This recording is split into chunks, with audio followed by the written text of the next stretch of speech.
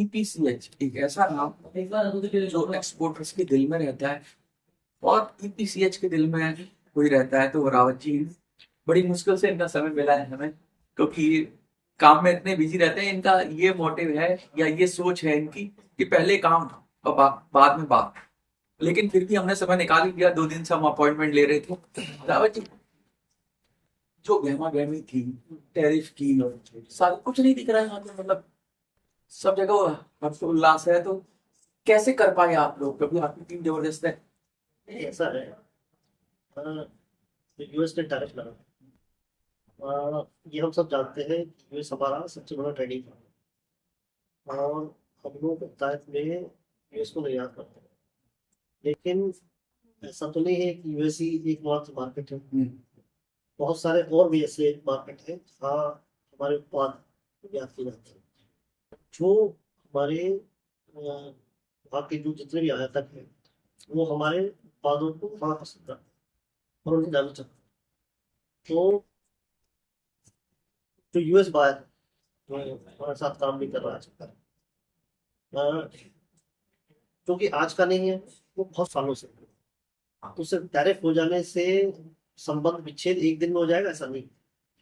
अगर आप देखेंगे, हमने प्रयास किया। क्या होता है, अगर आप कोई आपदा आपके आती और उसमें आप थक के पीछे बैठ जाते हैं, आप प्रोएक्टिवली एक्शन नहीं लेते, तो आप भी उस लहर में चले जाते हैं। लेकिन चूंकि आपके जो हमारे पेपर एक्सपोर्टर है उनके बीच में थोड़ा सा अप्रीहेंशन था कि क्या होगा, तो ये बहुत जरूरी था कि हम उनको कॉन्फिडेंस दें और इस तरह का शो पुटअप करें।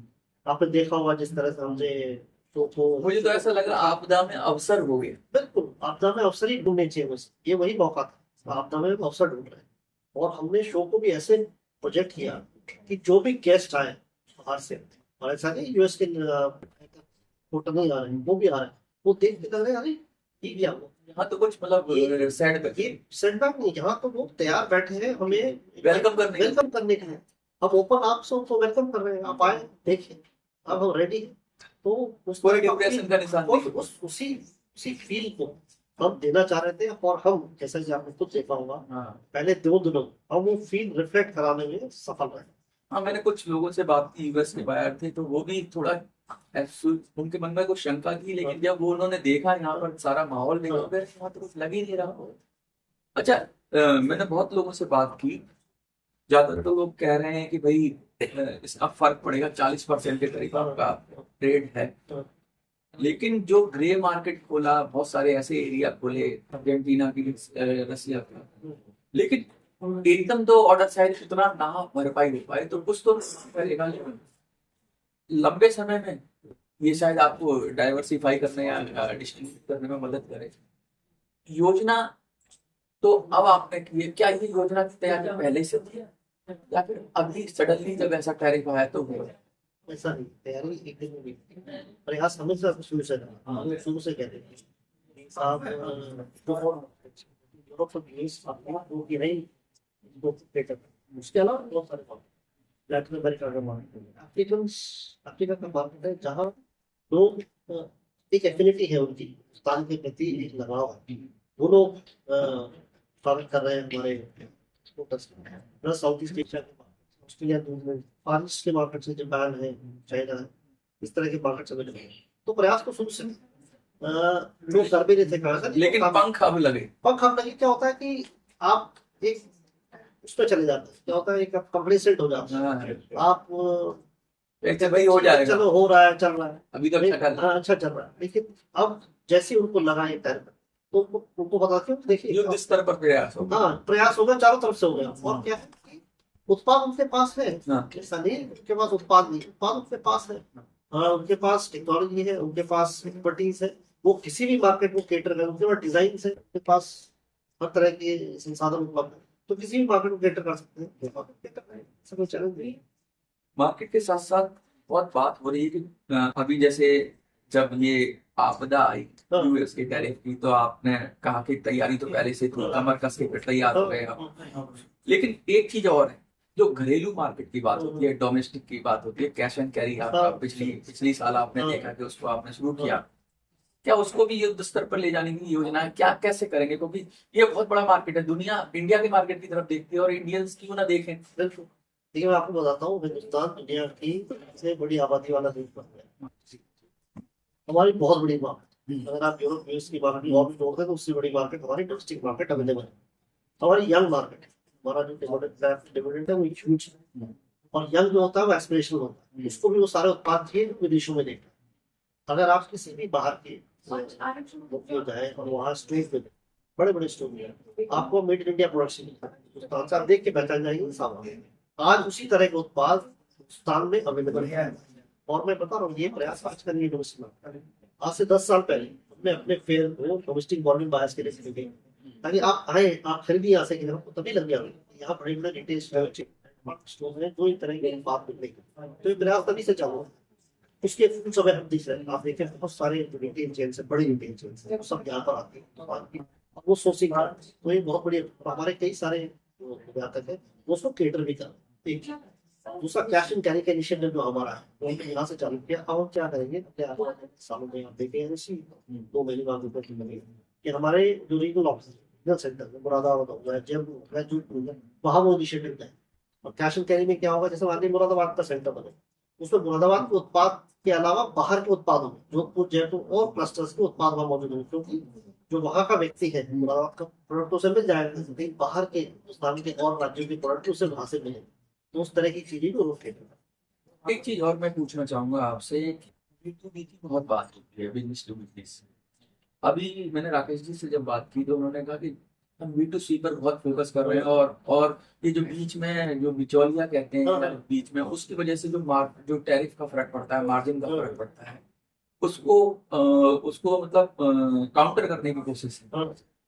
कैसे देखते हैं आप इसको? क्योंकि ये इसमें ऐसा भी हो सकता है कि ये दुधारी तलवार है, कहीं ऐसा ना हो कि आपसे जो ट्रेड कर रहा है वो नाराज हो जाए, क्योंकि अगर बीच में से किसी को हटाएंगे तो क्या ये धीरे धीरे चलाएंगे प्रोसेस को, या एकदम आपने एकदम इवॉल्व करते अपना टाइम देते तो एक साथ के साथ इवॉल्व करें। क्योंकि आपके पास टैरिफ की जो दीवार है, उस टैरिफ की दीवार को हटाने के लिए आपने कुछ बीच में से एलिमेंट्स हटेंगे, मैन्युफैक्चर सोर्स करने।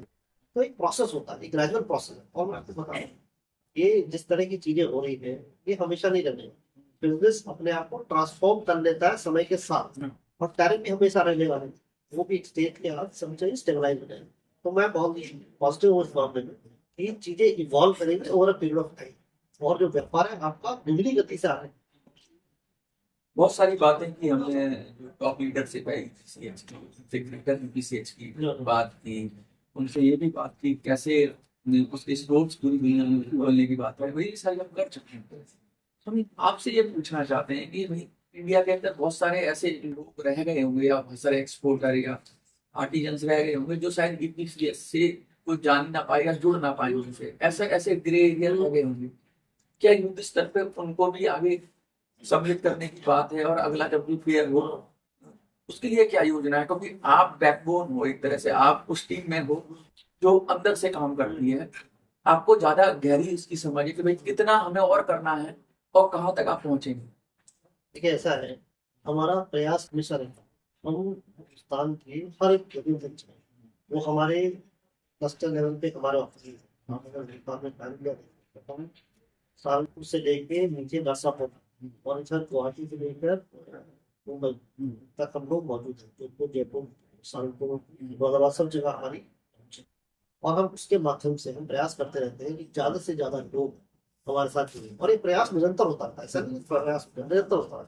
और हम हमेशा प्रयास करते हैं कि जो व्यक्ति से हम जुड़ रहे हैं उसको हमारी एक्टिविटीज का हिस्सा बने। एक्टिविटीज कई तरह की एक्टिविटीज हो सकती है, उनको कैपेसिटी बिल्डिंग प्रोग्राम होते हैं, हम उनको हिंदुस्तान के फेयर में पार्टिसिपेशन का मौका देते हैं, उनको अंतर्राष्ट्रीय स्तर पर मौका, हम उनके लिए स्किलिंग करते हैं। तो इस तरह के प्रोग्राम हम उनके साथ करते रहते हैं। तो हर दिन प्रतिदिन इस तरह का प्रयास जारी है। मतलब ये सतत चलने वाली प्रक्रिया, रुकने वाली प्रक्रिया नहीं, चलती रहती है। इसके साथ साथ एक चीज और अंतिम सवाल अगर मैं ले लूँ, क्योंकि आपका समय भी कीमती है, ये जो सरकार है, सरकार क्या इस तरह का सपोर्ट आप चाहते हैं और ये किस तरह का सपोर्ट मिल रहा है, और सरकार को क्या करना चाहिए जिससे और बेहतर हो जाए? जो आपको मुश्किलें आ रही है, कुछ कहना चाहिए सरकार से? सरकार से देखिए इंसेंटिव सरकार से हम लोगों ने कई तरह के इंसेंटिव स्कीम निकाली और सरकार अनुवादी परिचित है इस तरह का जियो पॉलिटिकल सिचुएशन चल रहा है। सरकार की एक एक्सपोर्ट प्रमोशन मिशन की स्कीम आई जिसको बजट में अनाउंस किया गया था, इसमें अच्छा पैसा भी दिया गया। हमारा निवेदन सरकार से इतना है कि देखिए निर्यातक और एक्सपोर्ट प्रमोशन काउंसिल अपना प्रयास करते हैं, लेकिन सरकार के सपोर्ट उसके प्रोत्साहन की भी हमें जरूरत है। तो जो स्कीम वो अगर लॉन्च करते कोई स्कीम का अनाउंसमेंट होता है तो उसमें डिले रहता है। डिले से क्या होता है कि जो निर्यातक होता है उसका हौसला टूटता है, तो उसका क्या होता है प्लानिंग होती है हर चीज, मतलब उसके जो प्रोडक्शन में आजकल तो ये आती है एग्जैक्टली फैक्टरिंग करता है वो चीजों को, इस बार यहाँ से बेनिफिट ये हो जाएंगे, बेनिफिट हो तो फैक्टरिंग करता हूँ, तो उससे क्या उसकी पूरी फैक्टरिंग की प्रोसेस रुक जाता है कि मैं किस चीज पे कहाँ से मुझे बेनिफिट मिल सकता है। तो जितने भी आपको स्कीमें लानी, जैसे उत्तर प्रदेश सरकार ने बहुत बढ़िया निर्यात पॉलिसी बनाई, बहुत बढ़िया किया। ऐसे मैं चाहूंगा राज्यों से राज्य भी एक कदम आगे बढ़ के हमें सीख सकते हैं उत्तर प्रदेश सीखें और प्रोत्साहन के कोई पॉलिसी अनाउंस करें। सरकार की जो भी स्कीम है उसमें देर न लगे, उसमें वो जैसे युद्ध स्तर पे युद्ध स्तर पर वो लाल फीताशाही में अटक ना जाए, लाल फीताशाही में चीजें बैठ बस ये है, वो युद्ध स्तर पर उसको कर दे और अनाउंस कर दे ताकि ईज ऑफ बिजनेस वाली जो बात करते हैं तो ठीक है, लेकिन जो पॉलिसी अनाउंसमेंट हो जाती है ना उसको रोके नहीं, मतलब उसपे जो नेक्स्ट स्टेप जाना है नेक्स्ट स्टेप को तुरंत से कार्यान्वित तुरंत। तो ये थे हमारे साथ रावत जी, साफ साफ कह रहे हैं, सरकार से भी कह रहे हैं कि भाई थोड़ा सा तेजी दिखानी पड़ेगी। जैसे मोदी जी कहते हैं कि भाई कम से कम सोते हैं मोदी जी खुद भी, तो उनके साथ उनकी टीम जो लगी हुई है वो भी तेजी से काम कर रही है, लेकिन जो ब्यूरोक्रेसी है उसको भी, क्योंकि इम्प्लीमेंटेशन तो अंत में ब्यूरोक्रेसी को ही करना है, वो भी तेजी से डिसीजन ले। वो जो भी अनाउंसमेंट्स है वो अनाउंसमेंट्स में स्कीम्स से इम्प्लीमेंट करना ताकि भी निर्यातक उस हिसाब से अपने चीजों को आगे बढ़ा सकें। तो देखिए ईपीसीएच ने कितनी अच्छी तरह से हैंडल किया है कि पूरी दुनिया में जब एक तरह की टैरिफ की वॉर छिड़ी हुई है, ईपीसीएच अभी भी डट के खड़ा हुआ है। इसका मतलब होता है कि जब आपका पैर मजबूत हो, जब आपका भरोसा मजबूत हो, जब आपकी रणनीति सही हो, तो फिर कोई भी मुश्किल आ जाए, आपदा में भी अवसर आ जाता है। आज ये हमें दिख रहा है, और आपको क्या लगता है कमेंट में लिखिए। धन्यवाद।